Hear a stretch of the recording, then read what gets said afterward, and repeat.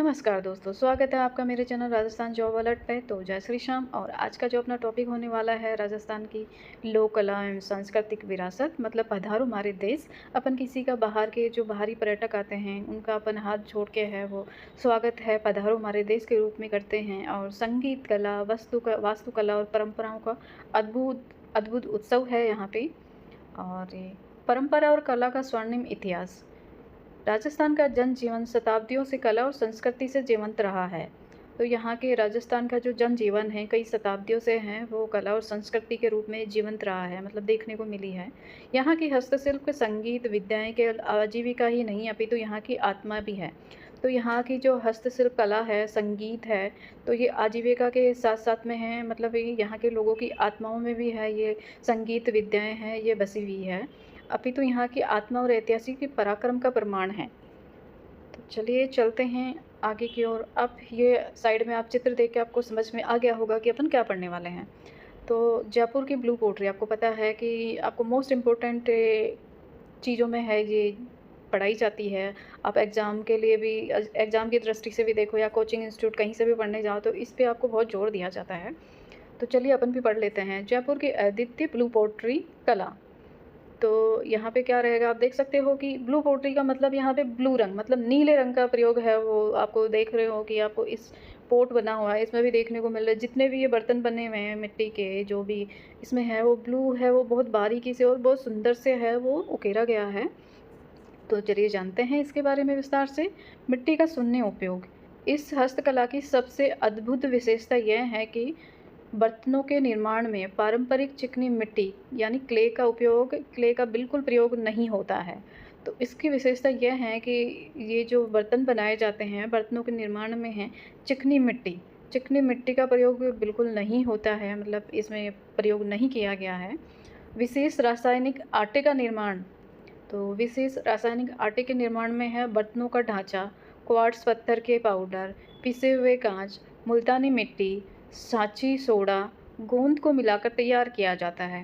तो ये blue pottery जो कि अपनी जयपुर की है। और ये इसकी क्या विशेषता है कि इसमें चिकनी मिट्टी का बिल्कुल भी प्रयोग नहीं किया गया है ये बर्तन बनाने में। और इसमें है जैसे कुछ विशेष चीज़ों का, मतलब ये आप देख सकते हो कि अलग अलग चीज़ों का है इसमें प्रयोग किया गया है। जैसे कि इसमें विशेष रासायनिक आटे का निर्माण किया है, बर्तनों का है वो ढांचा क्वार्ट्स पत्थर का पाउडर है इसमें, मतलब ये यूज में किया गया है। पिसा हुआ कांच, मतलब कांच को पीस के पाउडर फॉर्म में भी है इसका उपयोग किया गया है इसमें। मुल्तानी मिट्टी का भी इसमें है वो प्रयोग किया गया है। सांची सोडे का और गोंद को मिलाकर तैयार किया जाता है। तो देखिए इतनी सारी चीज़ों को मिलाकर है ये, मतलब एक पेस्ट तैयार किया जाता है। ये इसका फॉर्मूला है। और चमकीला कोबाल्ट नीला रंग। तो इसमें कौन सा रंग प्रयोग किया गया है? चमकीला कोबाल्ट नीला रंग है।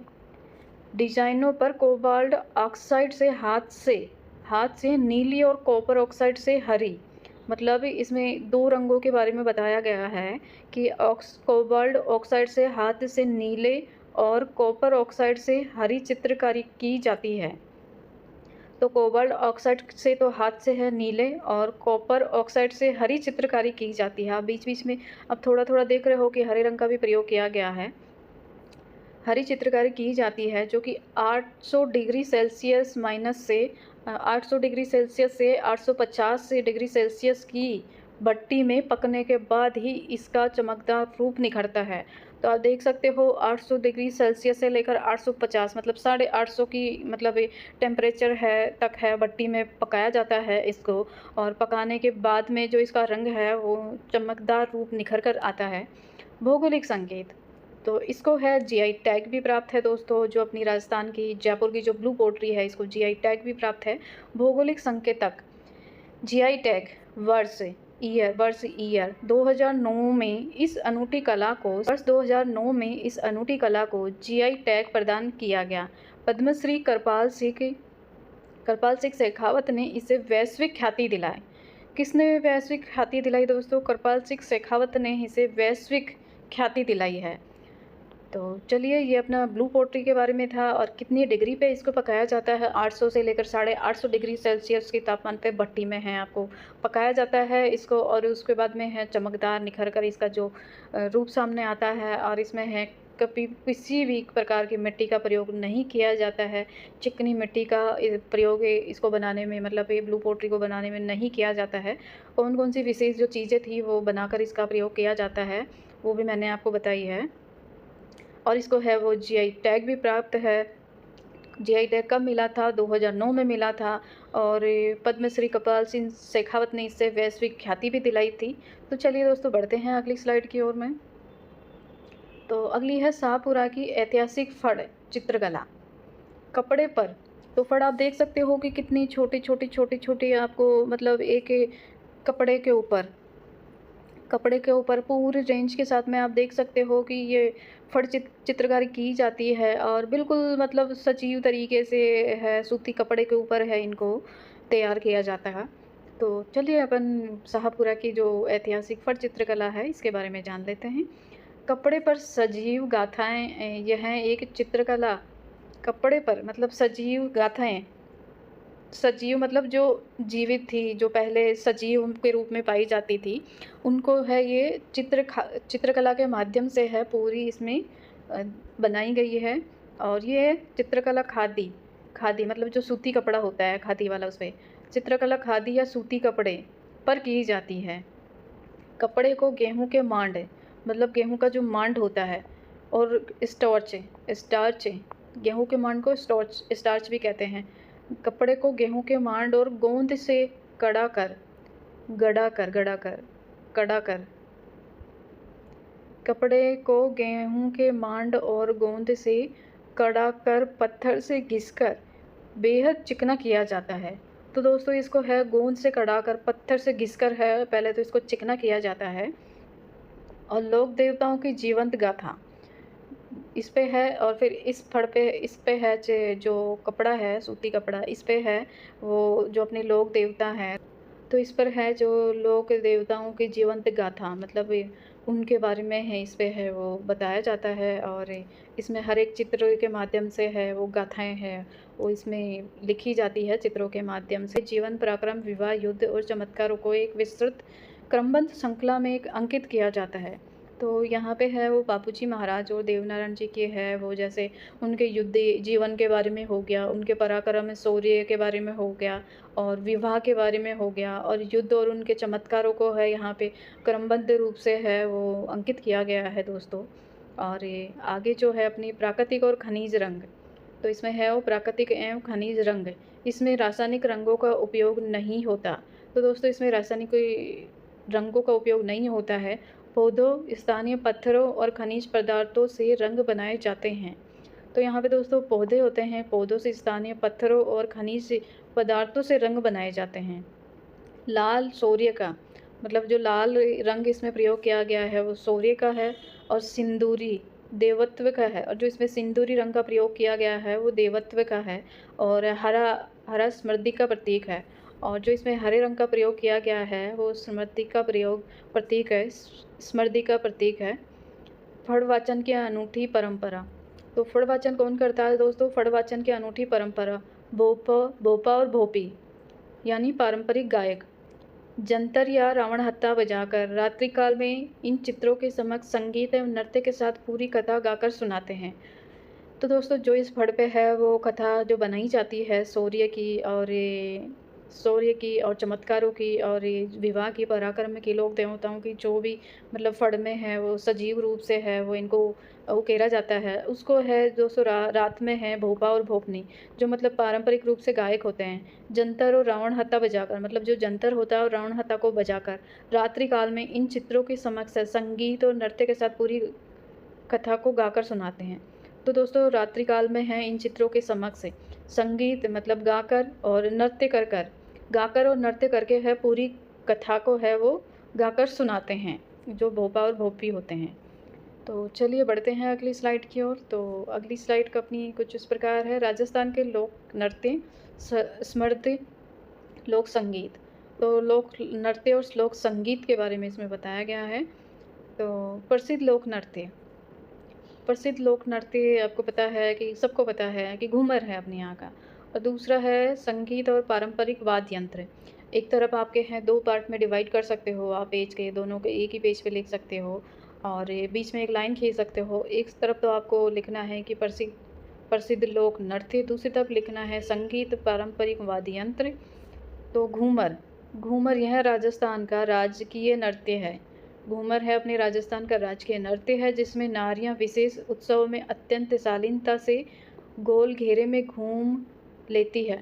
तो दोस्तों ये जो नृत्य किया जाता है घूमर, इसमें सभी नारियां मतलब सभी महिलाएं हैं वो उत्सव में है अत्यंत शालीनता, मतलब बहुत ही शालीन तरीके से एक गोल घेरा बनाकर है वो चारों तरफ घूमती है।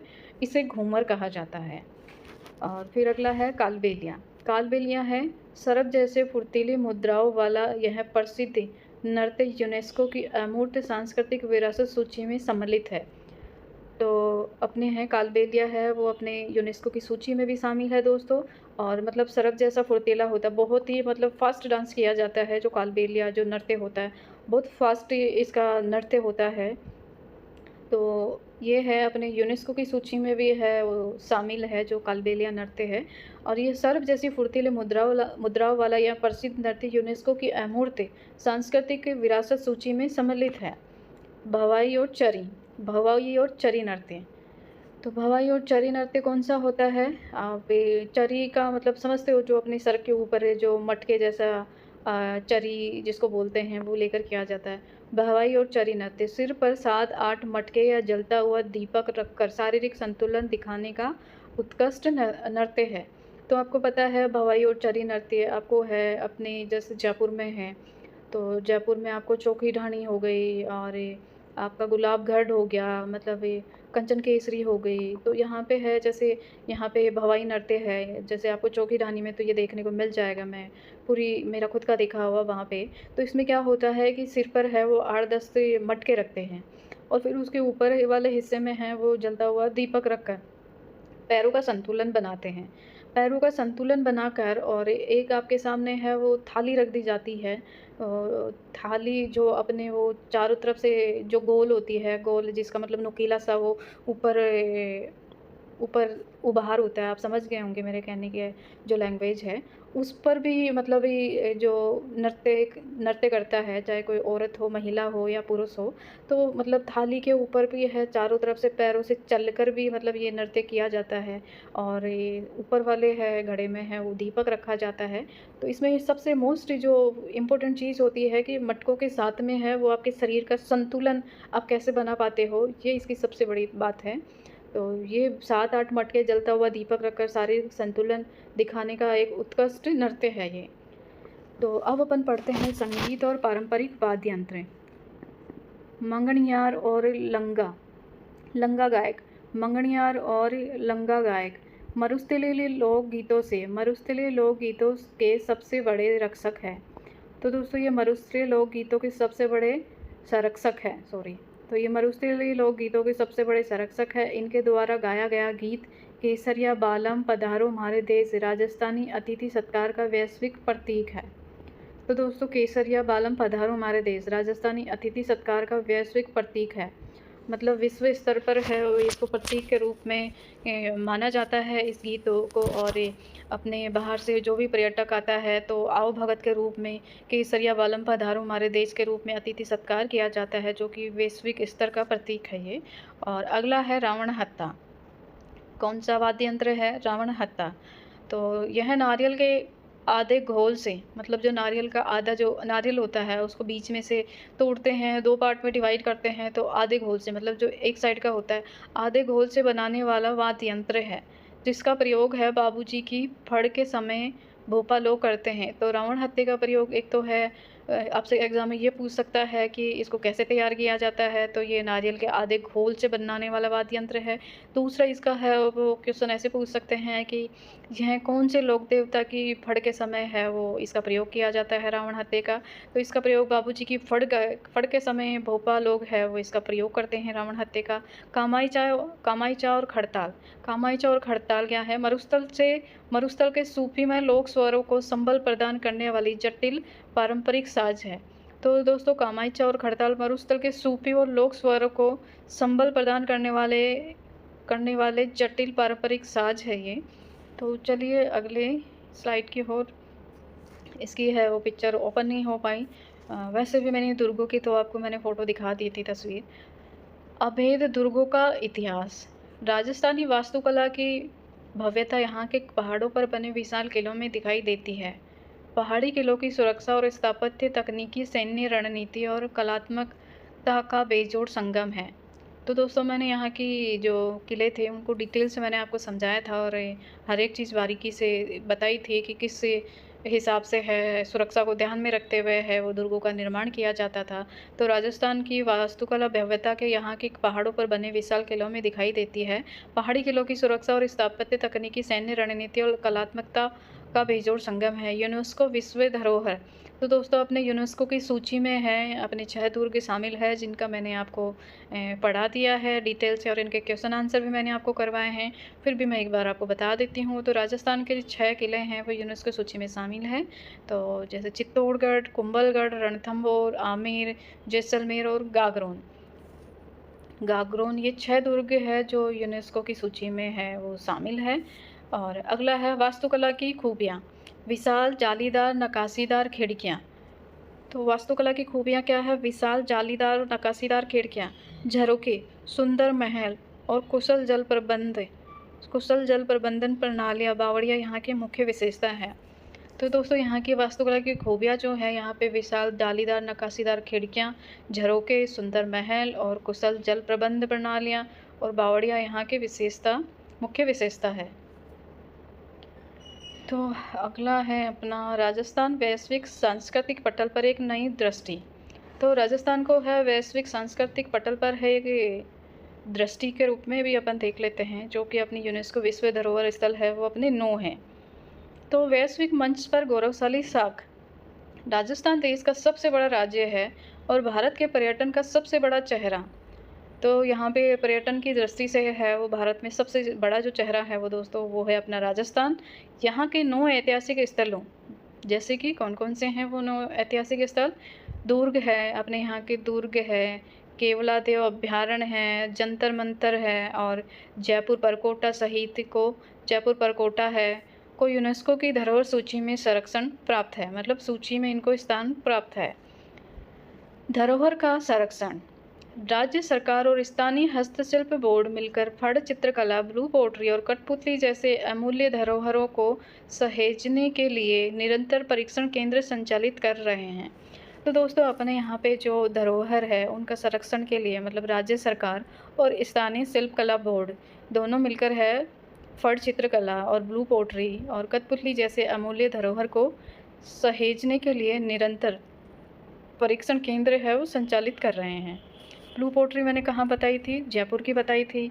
और फड़ चित्रकला के भी बारे में अपन ने बात करी है। और अपन ने है वो कठपुतली नृत्य भी है अपने यहाँ राजस्थान का है वो प्रसिद्ध है। तो चलिए चलते हैं अगली स्लाइड की ओर। राजस्थानी व्यंजन, स्वाद और इतिहास की अनूठी विरासत। तो आप राजस्थान आओ, राजस्थान में आपने अगर चूरमा दाल बाटी नहीं खाया तो क्या खाया? ये तो यहाँ की मतलब व्यंजन है, स्वाद और इतिहास की है वो अनूठी विरासत में शामिल है अपने यहाँ का चूरमा दाल बाटी। तो राजस्थानी व्यंजन स्वाद और इतिहास की अनूठी विरासत है। कठिन मरुस्थलीय जलवायु के अनुरूप यहाँ के खान पान का विकास हुआ। तो दोस्तों, यहाँ की मरुस्थलीय जलवायु के अनुरूप खान पान का विकास हुआ है, जिसमें न्यूनतम पानी और घी का भरपूर प्रयोग करके स्वादिष्ट, मतलब कि पानी का प्रयोग कम और घी का प्रयोग है वो भरपूर करके स्वादिष्ट तथा लंबे समय तक चलने वाले भोजन तैयार किए जाते हैं। जैसे कि अपने दाल बाटी चूरमा, राजस्थान का मुख्य और पारंपरिक व्यंजन है अपना दाल बाटी चूरमा।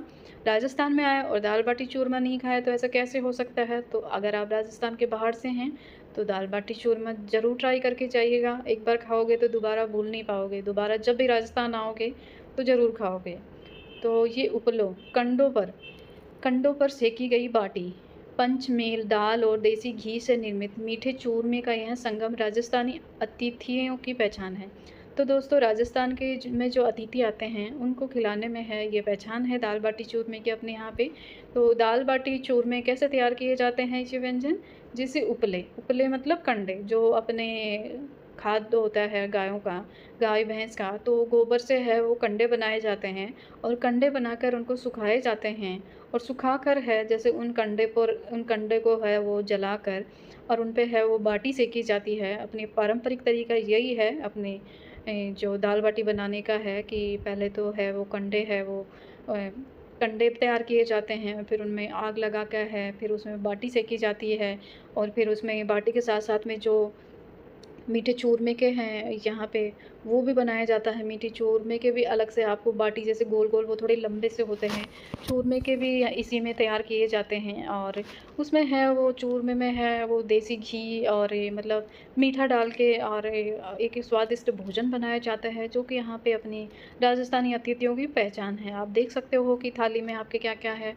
तो इस थाली में है आपके टमाटर की चटनी लहसुन की चटनी है, देसी घी है और ये बाटी है और ये रायता है अपने राजस्थान का और कढ़ी है और साथ में है अपने चूरमा है, साथ में देसी घी है, सलाद है और जितने भी सलाद है वो है।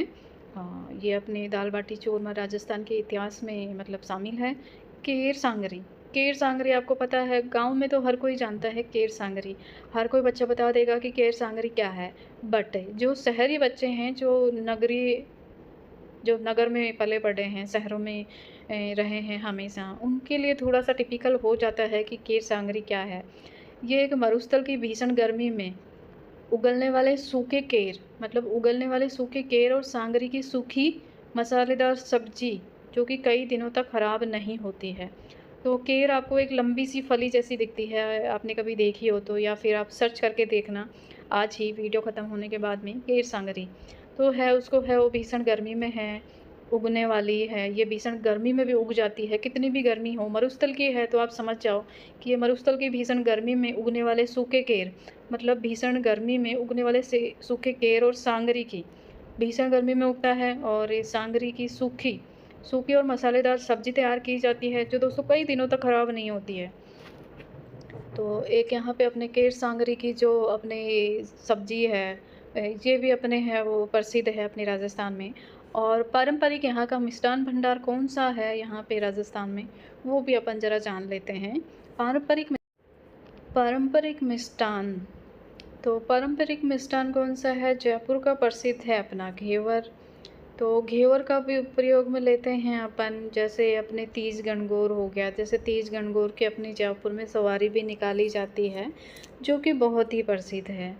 और ये तीज 16 दिन की है, जैसे तीज गणगौर की पूजा करती है जो नवविवाहित है, जो दुल्हन होती है या जिसको अपनी भाषा में अपन बीननिया कहते हैं। तो 16 दिन अपने गणगौर पूजती है, तीज पूजती है और इस दिन है जैसे सिंजारा भी आता है, तो लड़की का सिंजारा आता है तीज गणगौर पे जो ससुराल की तरफ से आता है, जिसमें है वो घेवर भी आता है और घेवर आता है और मिठाइयाँ आती है और लड़की के लिए है वो लहरिए की साड़ी आती है और भी पोशाकें आती हैं। तो उस दिन घेवर भी आता है और तो ये इसकी ख़ास बात है। तो घेवर बीकानेरी भुजिया, तो घेवर के बाद में राजस्थान में कौन-सा मिष्ठान कौन-सी मिठाई है वो प्रसिद्ध है? एक तो अपना घेवर है, दूसरा है बीकानेरी भुजिया है अपने जयपुर की, जो कि खाने में बहुत ही स्वादिष्ट लगती है बीकानेरी भुजिया।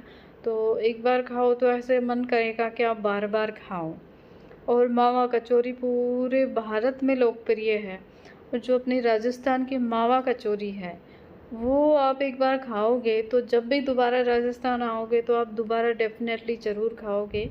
तो मावा कचौरी पूरे भारत में मतलब पूरे भारत में लोकप्रिय है मावा कचौरी। तो ये थे अपने यहाँ की राजस्थानी स्वाद और इतिहास की अनूठी विरासत और व्यंजन थे ये अपने, जो कि अपनी राजस्थान के प्रसिद्ध थे। तो वो आज का है वीडियो दोस्तों, यहीं एंड होता है आज की क्लास का, अपन यहीं है एंड करते हैं। तो आपको ये वीडियो अच्छी लगी हो आई होप, तो इसे लाइक शेयर कमेंट सब्सक्राइब ज़रूर कर दीजिएगा और चैनल को सब्सक्राइब ज़रूर कर लेना दोस्तों। मेरा चैनल नया है, जैसे जैसे आप सब्सक्राइब करोगे मैं आपके लिए और नए नए कंटेंट लाऊंगी। अगर आपको कोई कंटेंट अपनी तरफ से भी चाहिए जो आपकी एग्ज़ाम की दृष्टि से इम्पोर्टेंट है तो आप मुझे कमेंट बॉक्स में बता सकते हो, मैं अगला कंटेंट वो लेकर आऊँगी। तो आज के लिए इतना ही। तो जय श्री श्याम दोस्तों।